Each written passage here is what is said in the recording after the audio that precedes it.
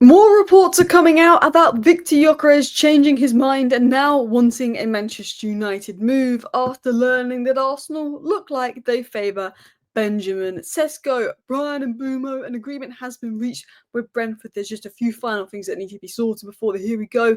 But his medical is set for next week. We've got updates on Rashford, his offer, or the offer Barcelona are planning to put in. We've got updates on Diogo Costa. We've got updates on Sancho.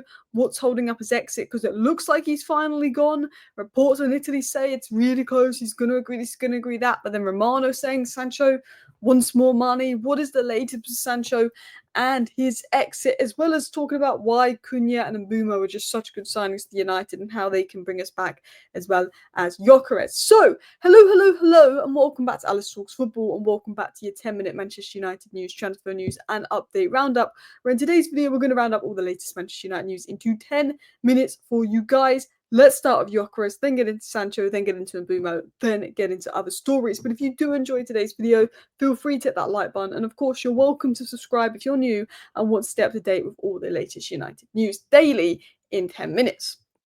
So, we obviously had the report yesterday from Team Talk that Viktor Gyokeres is now open to United, now starting to favour a United move. And I said there's only two reasons that Viktor Gyokeres would favour United move. One, if the journalists had made it up, because we know from Romano and every other source that he favours Arsenal. Or two, he's learnt that Arsenal favours Sesko and Man United's his second choice, so now he wants to move to Manchester United. I remember there was reports that Juventus went for Gyokeres, but he said no to Juventus apparently. Now Romano did a sort of a backtrack. Romano said he's chosen Arsenal. United see it as unlikely. Then a couple hours later, Romano put out he hasn't rejected United. He's still open to United if he doesn't go to Arsenal, but he's told United Arsenal's preference. So Romano then reworded it a couple hours later. Whereas with Juventus, apparently he's just told Juventus no. Whereas he's not told Manchester United no. He's just made it clear his preference is Arsenal. Now Arsenal looking like they're going for Sesko, but we don't know that for sure. Could we open the door for Gyokeres? Now, Portuguese media are a bit hit and miss, but Portuguese media were the first to actually report that Gyokeres favoured Arsenal over United. That they were the first to report that, and then Romano confirmed that later on. Portuguese media are now reporting that Viktor Gyokeres has reopened the door to Amorim, with Arsenal favouring Sesko. Gyokeres could open the door for Manchester United. Now, we know that after signing Brian Mbeumo, which is almost done, we'll need a few sales before we can do anything else. But once we've made a couple of sales, which look like they are advancing, we will go in for a striker. And we know Viktor Gyokeres is the first choice. We couldn't get Delap. Gyokeres is now the first choice. Ekitike is the second choice. That's who we want. If we can't get them, there might be other options. We may go back into striker. We know we want a goalkeeper, but we need a goalkeeper to go to do that. We know we want a midfielder from Laurie Whitwell, who's very credible, and credible sources have said we want a wing back. But Viktor Gyokeres could be very much back on if Arsenal go for Sesko. And considering that Arsenal in the last 48 hours have really stepped up their transfer business, I think they know which striker they're going to pick because they're doing the other business now, planning around it, and are going to make their move soon. Now, talking of outs, because before we can do anything for Gyokeres, we need a couple of outs. Jadon Sancho looks set to leave. Reports coming out earlier from Italy that he's close to accepting a deal with Juventus. Romano's just saying, hold up a little bit, because he said that Juventus and Napoli cannot reach an agreement on Sancho's wages. Both clubs have no problem paying the 25 million Manchester United want, but wages are the issue. United want a full sale, but interested clubs want a loan, so part of his salary can be covered. I told you, Sancho would happily run down his contract because he knows he's never going to get the money he earns at Man United again, so then he can get a big signing on fee and have another year of good wages. Anthony is willing to take a wage cut of over £50,000 a week to go to Real Betis because he dreams of playing for Real Betis because he knows that's his best chance of getting in the World Cup squad. £50,000 a week wage cut Anthony's taking. Marcus Rashford is more than willing to lose over 100k a week to move to Barcelona.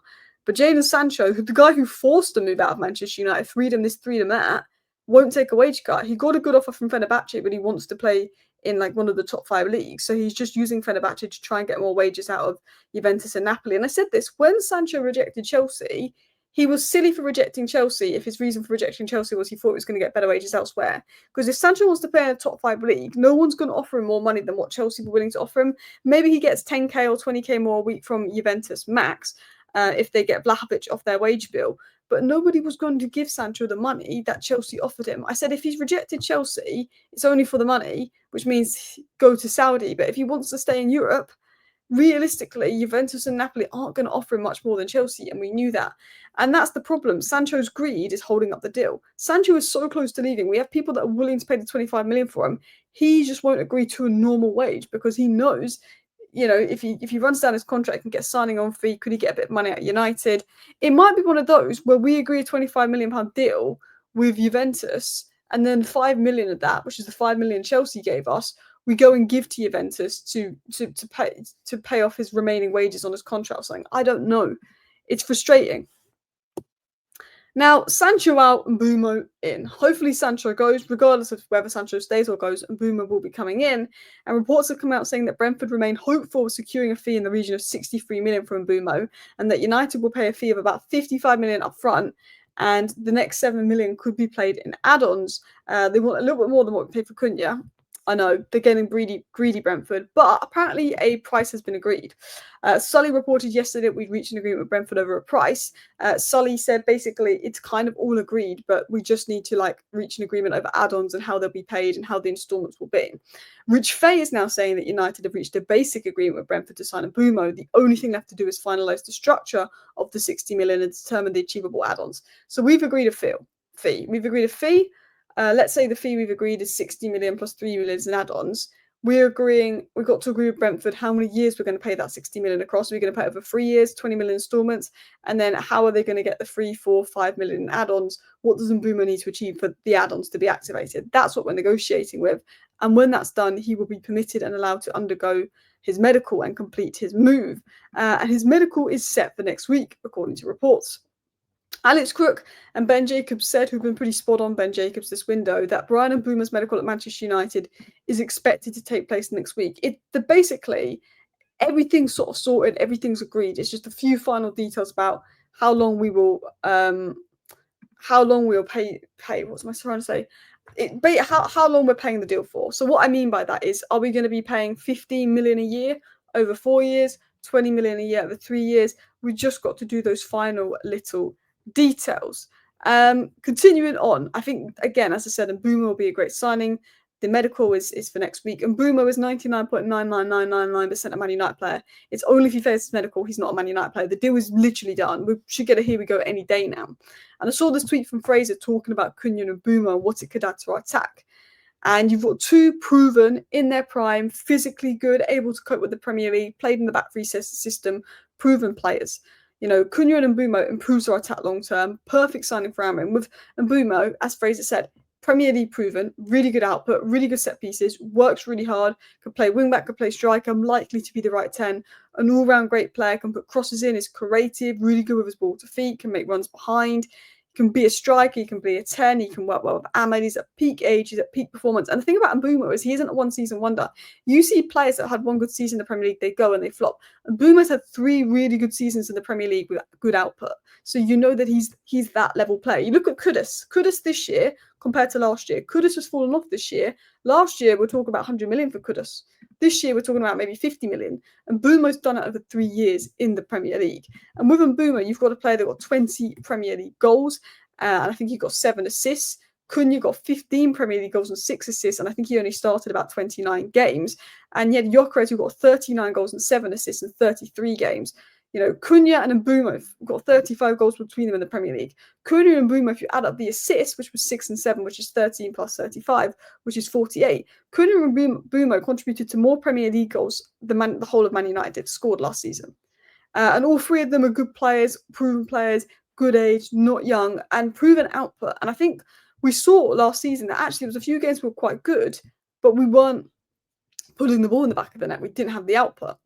Anyway, continuing on, Sean Connolly has said this in regards to Rashford. He said that Barcelona want to offer Rashford a simple 1-year loan for Rashford. They want to offer Man United a simple 1-year loan for Rashford, including a standard fee and paying a large part of his salary. They do not have plans to buy him permanently due to the financial restrictions and desire to bring Nico Williams. So Barcelona want Marcus Rashford, but the offer they're willing to give us isn't really an offer we want to accept.